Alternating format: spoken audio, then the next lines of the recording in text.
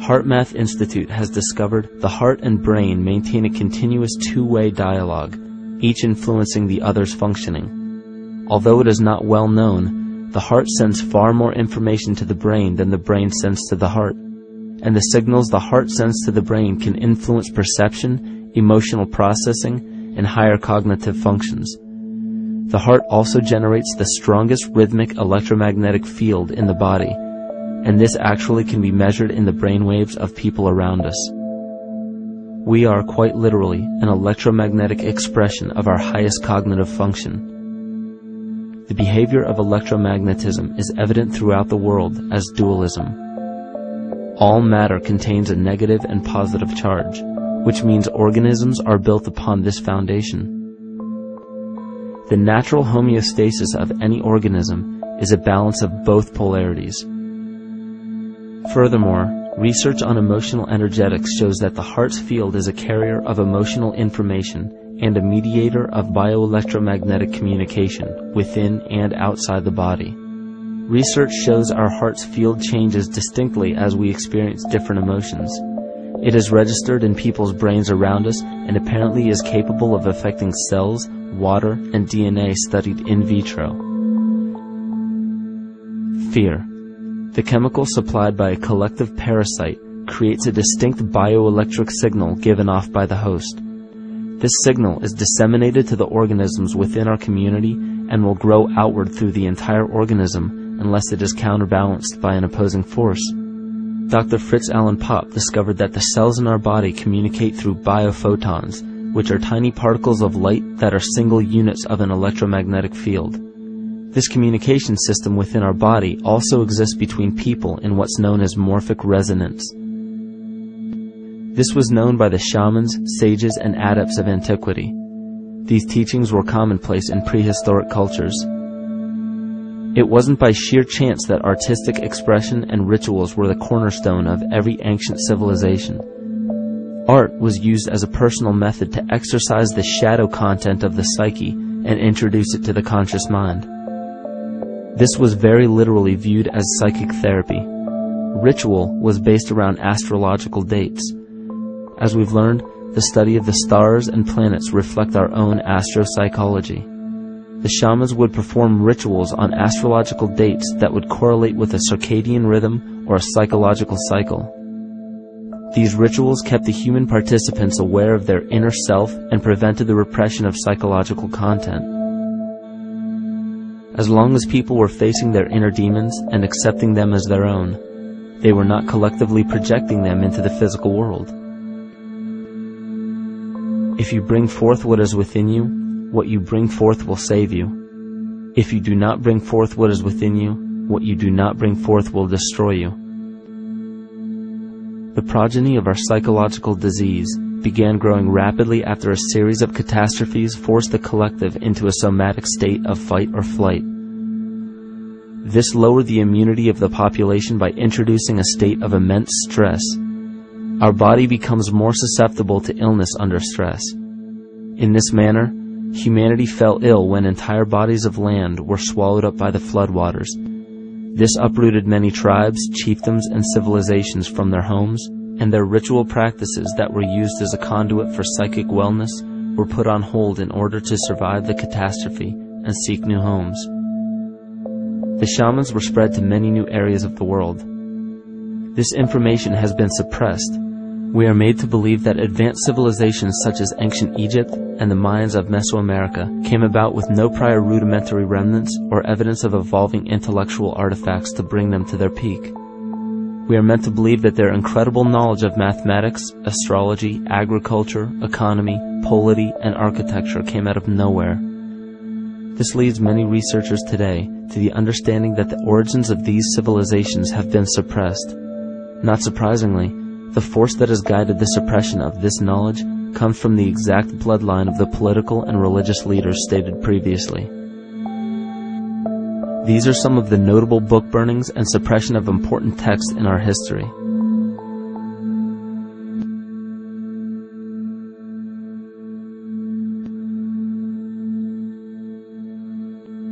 Yet after all of this suppression, there are still remnants of the dispersion of elder civilizations in nearly every country. There is tremendous evidence of ancient cultures visiting North America long before the conventional belief of European colonization.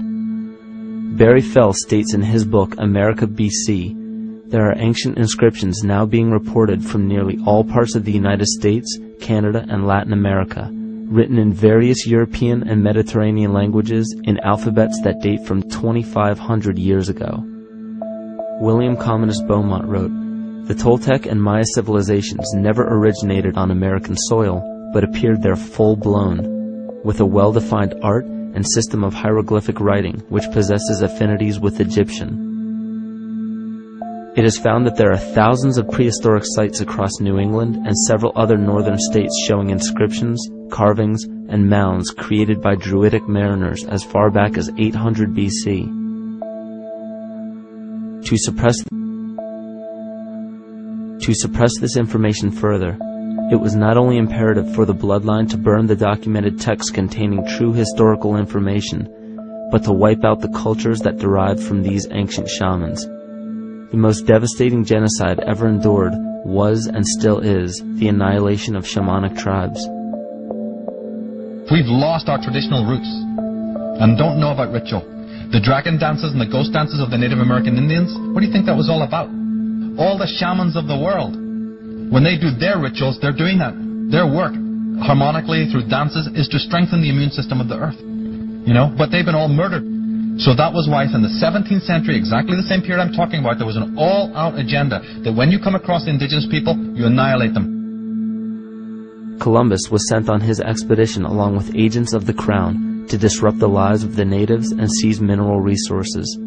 He visited every island in the Caribbean, depleting the gold and taking as many slaves of the native Taino tribe as possible. 5 million natives were murdered within 3 years, according to Leah Trabeck.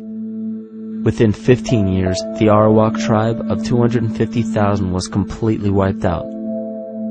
The population of the United States prior to European contact was greater than 12 million. 4 centuries later, the count was reduced by 95% to 237,000. From 1494 to 1508, over 3 million people had perished from war, slavery, and the mines. Who in future generations will believe this? I myself, writing this as a knowledgeable eyewitness, can hardly believe it. My eyes have seen these acts so foreign to human nature, and now I tremble as I write. Another agent of the false ego bloodline was Hernando Cortez, who decimated the Aztec tribe and plundered their mineral resources. This again was the case through Cortez's second cousin, Francisco Pizarro, who conquered the Incan Empire in Peru. These atrocities are seen throughout Africa, New Zealand, New Guinea, East Timor, and are still seen today in Canada. This was a deliberate attempt to bury any surviving remnants of the ancient world and our true history. It is a naive mistake, however, to categorize and blame everything and everyone involved with politics or religion for this suppression of knowledge.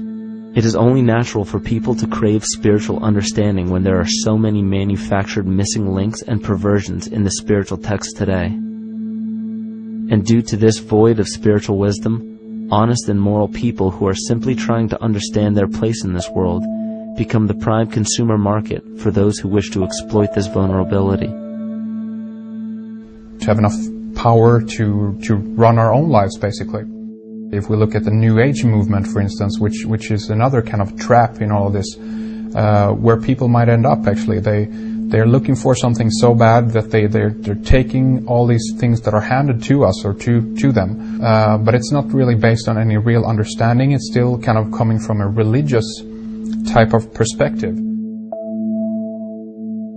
People are genuinely seeking something new. They're genuinely seeking a new type of spirituality, or to better themselves, or to change something. But this is being hijacked, and what they actually do is that they lead you into another type of group mentality or new age religion, whatever it is, and people still are not able to kind of really break free from that and follow their own journey or their own path, which I think is very important in all of this.